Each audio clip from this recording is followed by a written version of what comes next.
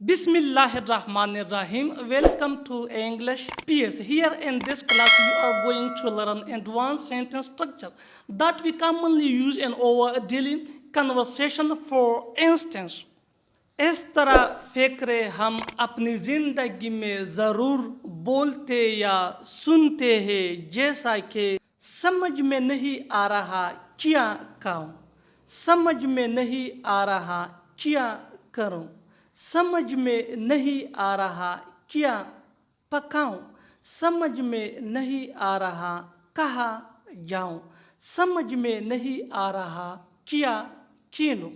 इस तरह के फ़िक्र के लिए अंग्रेज़ी का जो स्ट्रक्चर है वो कुछ इस तरह का है। I am in puzzle या I am confused, I am in puzzle या I am confused। इसके बाद WH वर्ड्स, फिर I के बाद शुड के बाद फर्स्ट फॉर्म ऑफ वर्ब, फिर object. I am in puzzle या आई एम कंफ्यूज्ड मीन समझ में नहीं आ रहा। Let's see with the help of example. समझ में नहीं आ रहा कैसे बताऊं।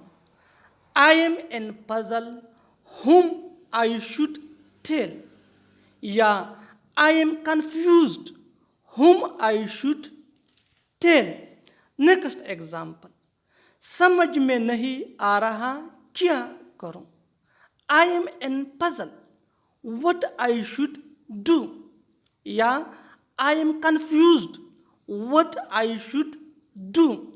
समझ में नहीं आ रहा कहाँ जाऊं। I am in puzzle where I should go या I am confused where I should go. समझ में नहीं आ रहा कब जाऊं। I am in puzzle when I should go या I am confused when I should go. समझ में नहीं आ रहा क्या कहूं।